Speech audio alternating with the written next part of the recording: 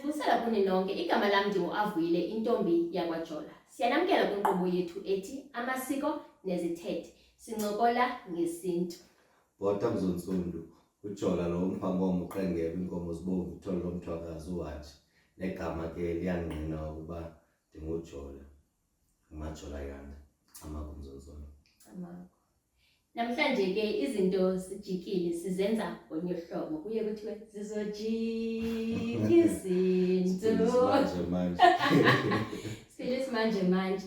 Kuba lo mhla okwenza abantu sibajongile sihlele nabo. Ngoku ke mama bekude kaloku. Saqonda masenze technology le. Nale technology ke kwathi niyawusilungisa kule technology. Likhona igama le technology lesixhosa. Lesintu okanye. Hayi niyawuza nalo abantu bakuthi. Inqobo yethu yanamhlanje ithi ukutya kwesintu. Umama uMandlela uzobe sicacisela ngokutya kwesintu ukuba kunjani, kwakunjani. Asiyazi uzocacisa njani yabo. Kodwa noba uzawufika kwiindidi ngeendidi zalo. Zohlobo lo kokutya kwesintu. Bakwenziwa kanjani mhlawumbe yabo. Kontoli kuthiwa nto siphinde ke ngoku xa sigqiba uthetha nomama simamele abantu bethetha uba koku ukutya kwesintu abakuthandayo. Noba bathi kokuphi bona. Hayi pofay. Masibukele. Ngiyabona masawungxamile ufuna uthetha kwakho. Amasiko nezithethe. Saba ngabelungu kusenina Mzonsundu. Yizani sinqweme zekuthi qwenge. Naba abantwana bethu bechikilela amasiko abo sijongile. Iqhawuke phi na imbeleko msikaPhandlo? Ingaba siyavuma ukuba ukufa kusembizeni? Abakhuliswa sithi na sibaguqule bafane noondlebe ezikhanyilanga? Ayisithi na abathi kubo inkcubeko nempucuko kukusikhupha ngembumlo ucondobe uxelomedem? Singabanyola na sibakhombe ngomnwe sithi ngabo abazenze unompucuko? Khawukhangele. Nantso intombi emnyama iziqhayisa igaxele ilokhwe emhlophe kuba kaloku iyatshata. Wakhe amaxhaka umyeni ecaleni uzingca ngeblack tie. Wayedibana nayo phi? Zayaphi na imini ezimnandi zemidudu sibhiyoza sonwabile ngesintu singabantu? Sihleli apha noMandlela. Sicela ke umama azazise kuba yena umama uzobe sicacisela ngokutya akwaXhosa. Kumnandi ukutya akwaXhosa size. Asisoyazi kahle mhlawumbe sawuthi ba okusitya sina ukutya akwaXhosa. Hayi ke siyazibusela mama. Sicela ke mama uzazise khona ukuze nababukeli bethu bakwazi. Molweni babukeli, molweni apho Avuyile, molweni apho kwaJola. Mna ndinguNontuthuzelo Conjwa Diya, uMandlela, umJoli, uGcobela kaZulu kaTshatha. Ndilapha ke endaweni ekuthiwa kuseNyandeni. Elibode kwindawo ekuthiwa kuseMisty Mount eNqwangi. Okay. Kumnandi ukuba niyanani namhlanje sizokuncokola ngokutya kwesintu. Amako mama. Kumnandi lapha ukuthi uba nawe sikhe sive ukutya kwesintu kwethu. Sitye ukutya kwesilungu. Yabo? Okay ke Mandlela masingene straight emxholweni. Xa kuthethwa ngokutya kwesiXhosa, kuthethwa ngantoni? Khasicacisele ukutya kunjani oku sithetha ngokutya kwesintu. Ungabiza ophi nophi? Masilungise ngokuba sithi ukutya kwesintu. Ngoba amaXhosa kukhona engakumbi kwingingqi endikuyo. Ndikwingingqi edibanisa amaXhosa amampondomise edibanise namampondo. So kuba safe ke xa sisithi sithetha ngokutya kwesintu. Ukutya kwesintu ke kukutya okulungiselelwe ngokwendalo, ngoba ukutya kwesintu kuhamba nokuthi sikweliphi ixesha lonyaka. And ukutya kwesintu kusuka kulaa nto ithi kudala thina sasingenayo le nto kuthiwa yindlala.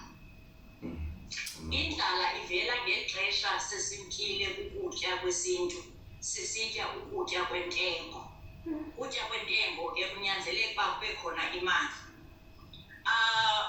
Mandiqale ndithi kukho ixesha enyakeni apha esintwini ngexesha kuthiwa kusekwindla. Ngexesha lasekwindla kuthe hlifi ukutya. Kukho ukutya phayana, kukho amathanga, kukhona nala mathanga phofu, ngala mathanga asaqalayo, la mathanga aza kunqunqelwa kwenziwe izinto ezifana nemithwane, kwenziwe imifino, imifino ithe hla ikhona kwindawo yonke because kulixesha elivumayo for abantu uba mabakhe imifino. And ukutya kwesiXhosa enye into ebalulekileyo yinto yoba kukho oku kutya kuthiwa ngumbona. Umbona ke ndingathi sisisekelo sokutya kwesintu ngoba ufumanise into yobana akukho xesha apho umbona ungasetyenziswa khona. Ngexesha lasekwindla sitya umbona, sitya ibhaqa. Abanye ke bathi libhaqolo ngokwengingqi leyo abantu balibiza ngayo. Leyo ke ngulaa mbona uphekwa usesikweni, uphekwe phayana, ufike ixesha lokuphulwa utyiwe. Into ebangela into yoba ndithi ngexesha lamandulo kwakungekho ndlala because kwakuba khona le mbiza ihleliyo phaa eziko inombona. Naxa uphakwa le ndlela thina siphaka ngayo ayindlela siphaka ngayo kukutya kwesintu. Ukutya kwesintu asiphakeli usithi siphakela ubani ngoku, siphakela ubani ngoku. Kuzophakwa lo mbona nokubekwa esitheleni, nokubekwa esityeni esikhulu. Umntu nje asikamane ezithathela ibhaqa amane esitya, omnye athathe ibhaqa lombona ehamba esiya emlanjeni adibane nomnye umntu amophulele. So ukutya kwesintu kuhamba nesintu, kuhamba nobuntu, kuhamba nokupha, kuhamba nokukhathalela abanye omnye umntu, ngoba uzawukuthi ngexesha kuba kuphekwe umfino, akufane umntu apheke umfino atye yedwa. Umntu upheka umfino kuske kubonakala into yobana kuthiwe dadalala phaa phandle ebaleni kuyatyiwa lo mfino. Of which oku kutya sikutyayo ngoku sikutya sizivalele endlini, sikutya ngendlela ethile yasemlungwini. Ayiyondlela yethu, inokuvimba phakathi le ndlela senza ngayo. Andazi ke noba mhlawumbi ningathanda ukuthi sithi xa sithetha ngokutya kwesintu sikuthethe, andifuna ukuthetha ngokwe-seasons. Ndifuna ukuthi nje ukutya kwesintu kusoloko kukhona lonke ixesha. Sithethile ngemithwane. Imithwane ke sithe ngala xa kuthi xa kukhula ithanga lithi lingekavuthwa, lingekaqini okoba likhule libe lithanga elikhulu, kodwa kube khona indlela ekuthiwa ngexesha linambayo likhiwe. Ngexesha likhiwayo liyatheneka, litsho ke ngoku lilande, libeke ngaphezulu kunokuba bekunokuba njalo. Kodwa ke naleyo into inendlela yayo. Anguye wonke umzekelo mna lo andikwazi ukukha imithwane because ndakhula kusithiwa imithwane famba ikhiwe ngendlela ethile. So ndiyoyika ke ngoku ukuya egadini ndithi ndiyokha imithwane ngendlela ethile endingayaziyo.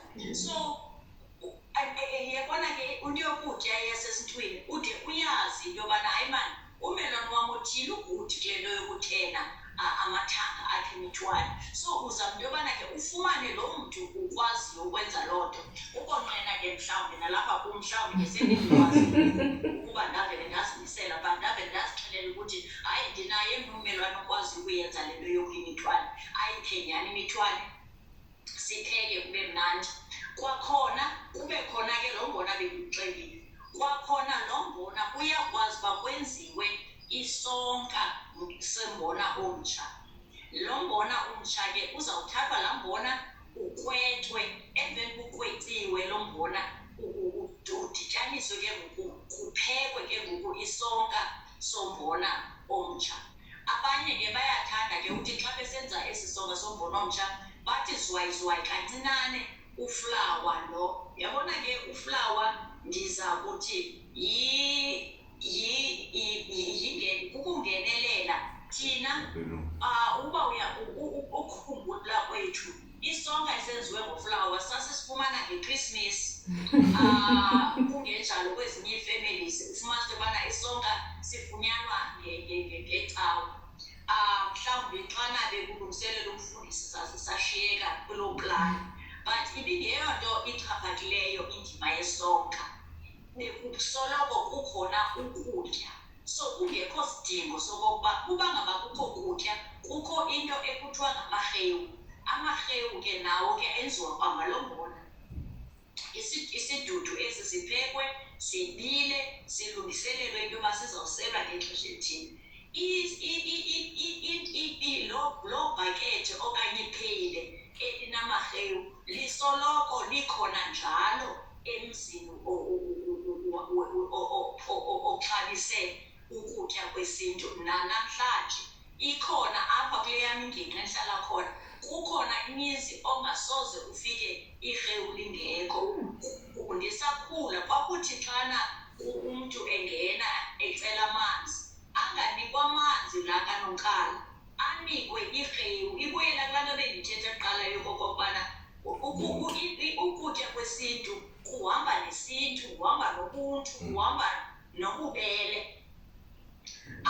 umntu anikwe irhewu uya kuthi ke ngoku xa sele irhewu athi ke ndiyacela ke ntombazana undiphathele ke ngoku amanzi angawasela ke ngoku amanzi kodwa ikhona ukuqonda apha kolu sapho lunomntu ozocela amanzi into yoba lo mntu kungenzeka uba usuka kude so asinawuvele nje simnike amanzi masimnike irhewu yabona ke ndibuyele kwalapha kweli rhewu eli rhewu ke liphinde lasebenza kakhulu ekwenzeni ukutya ekuthiwa ngumcuku umcuku ke lo ubutyiwa isikakhulu ngemizi apho kungasengwa khona ngoba kaloku siyakhumbula into yobana kwakukade kuthe hlifi kuthi sonke sinawo amasi sinazo iinkomo zokuthi sisenge kodwa emveni kokokuba saxuthwa iinkomo zethu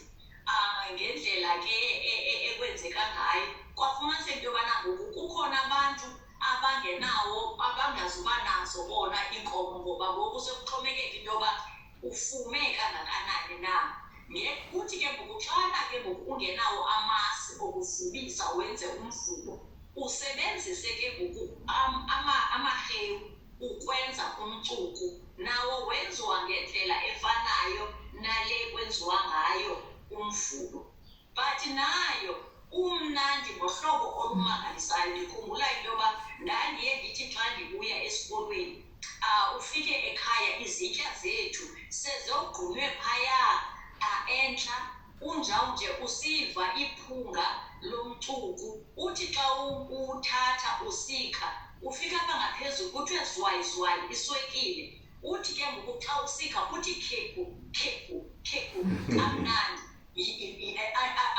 akukho into yokokubana kwakusithiwa kuyalanjwa kuba kuzawuthiwa ayikho imali yothenga isonka iyayibona le nto so indlela yesintu yayilandela indalo yokuba yintoni exhaphakileyo ngoku kutyiwe yona unjawunje yayingekho nento ethi iyadika sasiyazi yoba izawuphela le sizini kungene isizini apho kuzawube kukhona umbona okanye kukhona amazambane okanye kungene isizini ecansini apho sizawubuya esikolweni sitye isuphu.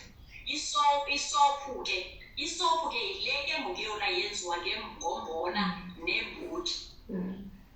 Ngoba kaloku zitheni zininzi zihlayile azithengwa ziyenziwa phaa. Enye ke into endibalulekileyo endifuna ukuyigxininisa avuyile yinto yokokubana ukutya kwesintu nendlela kuphakwa ngayo nendlela kulungiselelwa ngayo kusaphekwa. Akuphekwa kuba kulungiselelwa amalungu osapho akhoyo apha kuku. Kuphekwa imbiza eza kuthi uba usapho lutyile lwagqiba kuzawuba khona okushiyekileyo in case kufike omnye umntu olambileyo. So ukutya kwesintu kusenza into yobana sisoloko nje sizivuze zobubele kuba kaloku sitheni kukhona. Kwaye into yobana ukutya kube khona nokokuba abantwana batyanga ufumanisa into yobana abantwana banethemba because bayakubona ukutya. Indlala igxothwa just ukukubona nokwazi uba ukutya kukhona. Abantwana bangoku bangabantu abazawudlala kancinci ndilambile because yintoni abakuboni. Kanti xa bebebona ukutya kuphayana bebezozidlalela nje abantwana baphole bayazi uba ngexesha elithile bazawubizwa batye.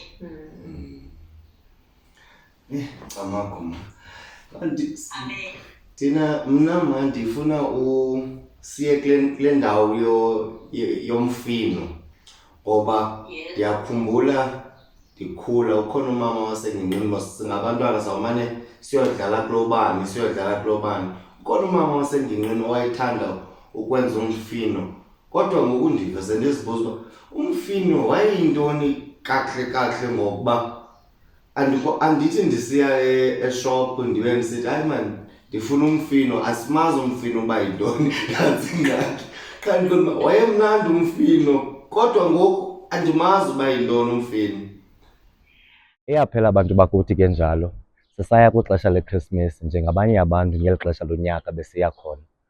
UQamatha azasigcine athumele izidalwa zemimoya zincokole nathi ethongweni izilo zesikhuselo. Ibe neChristmas emnandi. Camakho. Sintu singabantu.